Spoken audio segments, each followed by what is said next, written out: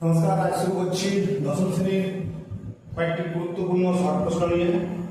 তো প্রথম প্রশ্ন আছে, পল্লবী 500 টাকা 9 মাসের জন্য এবং বৃথা 600 টাকা 5 মাসের জন্য একটি ব্যবসা নিয়োজিত করে। লভ্যাংশ তাদের মধ্যে যে অনুপাতে বলতে হবে তা হলো। তো আমরা জানি যে এই অংশীদারি কারবারে যেভাবে মূলধন ইনভেস্ট করা হয় ঠিক লভ্যাংশ সেভাবে বন্ধিত হয়।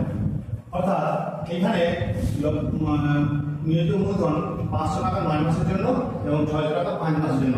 তাহলে আমরা জানি যে টাকার অঙ্কের সঙ্গে সময়টা গুণ করে মূলধনের পরিমাণটা বের করতে হয়। তো সেক্ষেত্রে পল্লবী এবং বৃথা মূলধনের যে অনুপাতটা হবে সেটা হবে 500 গুণিত 9 মাস ইন্টু 600 গুণিত 5 মাস, কারণ টাকার পরিমাণের সঙ্গে সময়টা মাল্টিপ্লাই করতে হবে। তাহলে 5 9 45 0 0 ইন্টু 6 5 30 0 0 বা 45 ইন্টু 30 সমান 15 দিয়ে কাটলে 15 3 45 15 2 30, তাহলে সমান চিহ্ন দিয়ে হবে বা লেখা দরকার নেই। তাহলে পল্লবী ও বৃথার মূলধন অনুপাত পাচ্ছি আমরা 3:2। তো মূলধন যে অনুপাতে দেওয়া হবে লভ্যাংশ মূলধন সেই অনুপাতে হবে। তাহলে এক্ষেত্রে 3:2 অর্থাৎ এই অপশনটা সঠিক হবে। 2 নম্বর আছে, যদি y minus z variation 1/x, z minus x variation 1/y এবং x minus y variation 1/z হয়, তাহলে তিনটি ভেদ ধ্রুবকের সমষ্টি হবে। তো প্রথমে আমরা আগে তিনটে ভেদ ধ্রুবক কি ধরে নিই, তারপর তাদের মান বের করি, তারপর সমষ্টি বের করব। তাহলে প্রথমে যে আছে y minus z variation 1/x বা y মাইনাস z সমান k1 ইনটু 1/x। আমরা k1 k2 এবং k3 ভেদ ধ্রুবক ধরে নেব। তাহলে প্রথমটা হলো k1, তাহলে k1 সমান কত হবে না x দিয়ে গুণ করে দেবে xy মাইনাস xz। 2 নম্বরে দেওয়া আছে z minus x variation 1/y, z minus x বা x সমান k2 ইনটু 1/y বা k2 সমান yz মাইনাস xy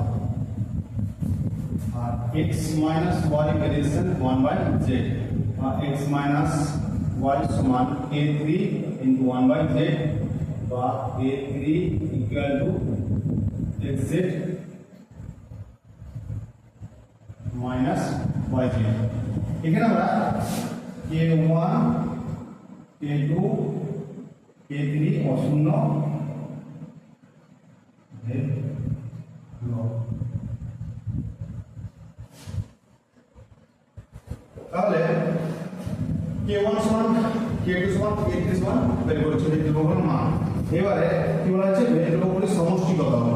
তিনটে ভেদ ধ্রুবক সমষ্টি k1 plus k2 plus k3 সমান k1 এর মান কত আছে xy minus xz plus k2 এর মান আছে yz minus xy plus xz minus yz।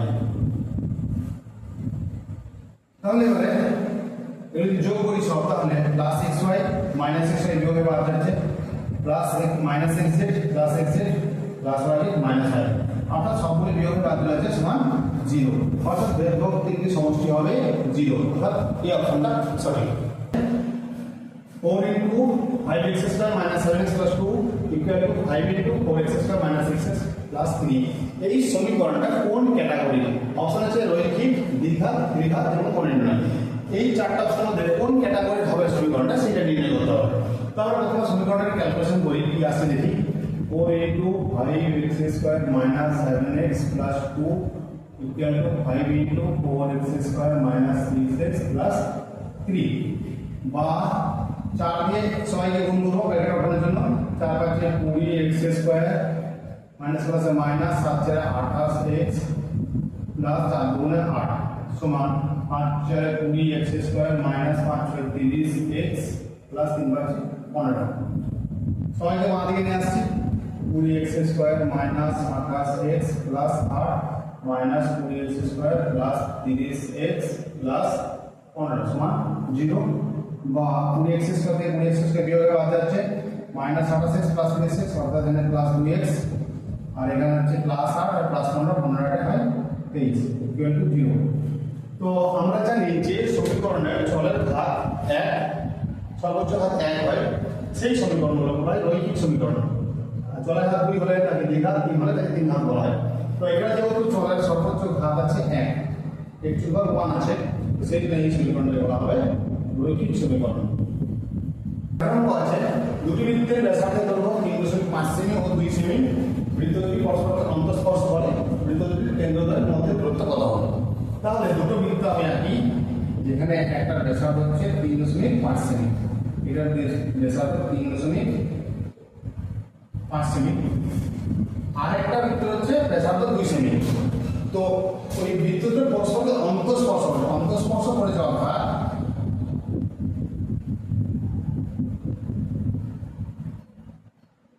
একটা বৃত্তের ব্যাসার্ধ যেহেতু কম আছে, তাহলে এটা একটা বৃত্তের কেন্দ্র আর এটা একটা বৃত্তের কেন্দ্র।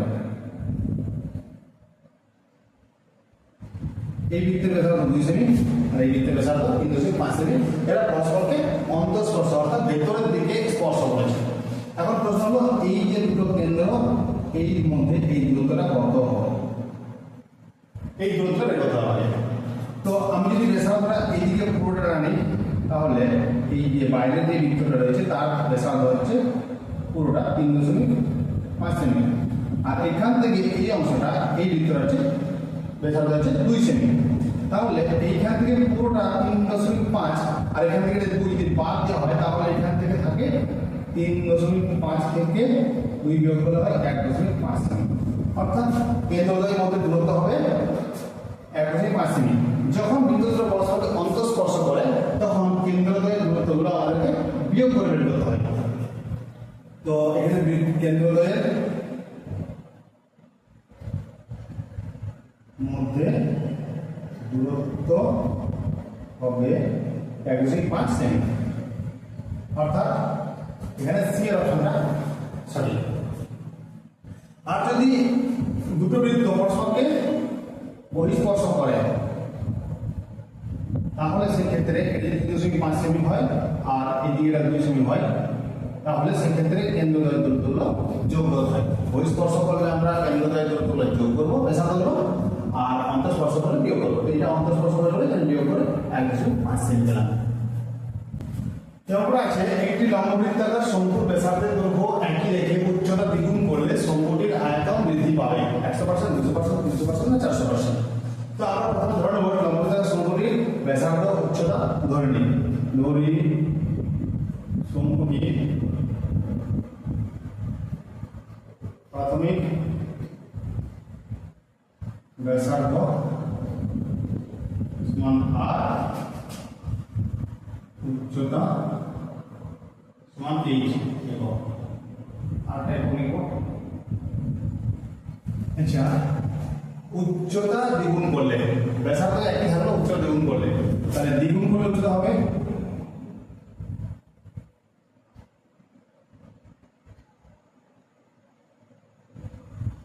2h একক। তাহলে প্রথমে ক্ষেত্রফল কত ছিল? প্রথমে আয়তন, প্রাথমিক আয়তন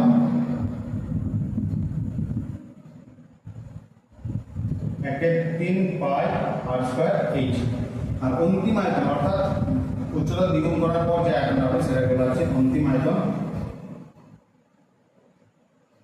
1/3 পাই r স্কয়ার ইনটু 2h। ব্যাসার্ধ উচ্চতা আমরা দ্বিগুণ করেছি, তাহলে এটা হবে 2/3 পাই r স্কয়ার h। ঘন একক, তাহলে প্রাথমিক আয়তন থেকে এই যে অন্তিম আয়তন হলো সেটা কতটা বৃদ্ধি পেল আমরা বিয়োগ করে পেয়ে যাবো। তাহলে আয়তন বৃদ্ধি হবে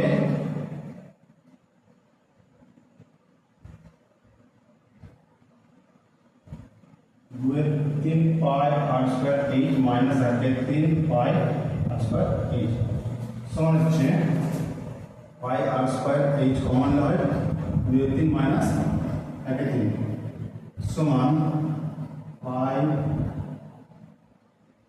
r স্কয়ার h ইনটু 3 সব 2 মাইনাস 1 সমান হচ্ছে 5 r স্কয়ার h ইনটু 1 3 বা 1 3 5 r স্কয়ার h ঘন একক। অর্থাৎ 1 3 5 r স্কয়ার h বৃদ্ধি পেল। তাহলে এখানে শতকরা কত বৃদ্ধি পেল চেয়েছে, তাহলে শতকরা কত কি হবে না, যেটা বৃদ্ধি পেল সেটা বাই যেটা প্রথমে আয়তন ছিল সেটা গুণিত 100। তাহলে আয়তন শতকরা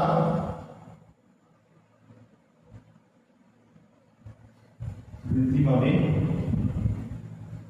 এই ফর্মুলাটা হচ্ছে যেটা বাড়লো 1 3 পাই r স্কয়ার h বাই এটা ছিল প্রাথমিক আয়তন 1 3 পাই r স্কয়ার h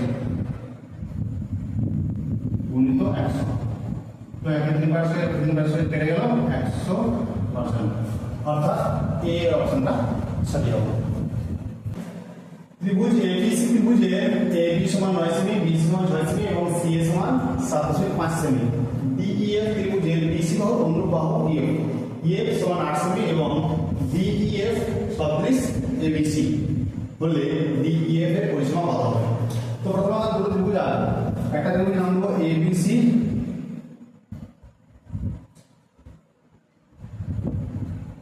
যার তিনটে বাহু দৈর্ঘ্য দেওয়া আছে AB সমান 9 সেমি, BC সমান 6 সেমি এবং AC সমান বা CA সমান 7.5 সেমি। ABC এর সদৃশ একটা ত্রিভুজ DEF, যার BC বাহুর অনুরূপ বাহু হলো EF, অর্থাৎ এই বাহুটাকে আমরা নাম দেব EF, এর নাম দিলাম DEF এর BC বাহুর অনুরূপ বাহু EF, EF সমান দেওয়া আছে 8 সেমি। এখন প্রশ্ন হলো যে DEF এর পরিসীমা কত হবে? তাহলে পরিসীমা বের করতে আমাদের প্রথমে তিনটে বাহু দৈর্ঘ্য বের করতে হবে, একটা বাহু দেওয়া আছে বাকি দুটো কত হচ্ছে সেটা বের করতে হবে। তো যেহেতু ABC এবং DEF ত্রিভুজ দুটো পরস্পর সদৃশ, তাই আমরা জানি যে দুটি সদৃশ ত্রিভুজের অনুরূপ বাহুগুলির অনুপাত সমান সমান হয় বা সমানুপাতিক হয়। তাহলে সেক্ষেত্রে আমরা যদি বলি যে ABC ত্রিভুজের AB বাই DE সমান BC বাই EF সমান AC বা CA বাই FD হবে। এবার এখানে ABC ত্রিভুজের মাপক দেওয়া আছে, প্রথমে আমরা এই দুটোকে নেব, এই দুটোকে নিয়ে আগে ক্যালকুলেশন করব। AB বাই DE, AB দেওয়া আছে 9 সেমি বাই DE দেওয়া আছে নেই, দ্বিতীয় বরাবর DE সমান এখানে যে BC দেওয়া আছে 6 বাই EF সমান আছে 8। তাহলে কোনাগুলি গুণ করি বা 6DE সমান 8 9 72 বা DE সমান হচ্ছে 72 বাই 6 সমান হচ্ছে 12 সেমি। আর এখন আমরা এই BC বাই EF এর সঙ্গে CA বাই FD কে নেব। যদি আমরা BC বাই EF সমান CA বাই FD নিই, তাহলে BC দেওয়া আছে 6 সেমি, EF দেওয়া আছে 8 সেমি সমান CA দেওয়া আছে 7.5 বাই FD। তাহলে কোনাগুলি 6 FD সমান হচ্ছে 8 5 চলে যাচ্ছে 0 হাতে 4 8 7 7, তো 10 এর পর 0 বাদ দিলাম, তাহলে FD সমান হচ্ছে 60 বাই 6 সমান কাটাকুটি 10 সমান 10 সেমি। তাহলে আমরা FD টা পেলাম 10 সেমি আর DE টা পেয়েছি 12 সেমি। তাহলে DEF এর ত্রিভুজ DEF এর পরিসীমা, ত্রিভুজ DEF এর পরিসীমা 12 প্লাস 10 প্লাস 8 সমান 30 সেমি। অর্থাৎ DEF ত্রিভুজের আমরা পরিসীমা পাচ্ছি 30 সেমি। আপনাদের ডি অপশনটা সঠিক। একটি গোলক নিরেট গোলকের বক্রতলের ক্ষেত্রফল ও 3 গুণ আয়তনের সংখ্যামান সমান হলে গোলকটির ব্যাসার্ধের দৈর্ঘ্য হবে। ধরি গোলকটির ব্যাসার্ধের দৈর্ঘ্য ধরি গোলকটির ব্যাসার্ধের দৈর্ঘ্য সমান r একক। কি বলা হয়েছে? বক্রতলের ক্ষেত্রফল ও 3 গুণ আয়তনের সংখ্যা সমান। তাহলে বক্রতলের ক্ষেত্রফল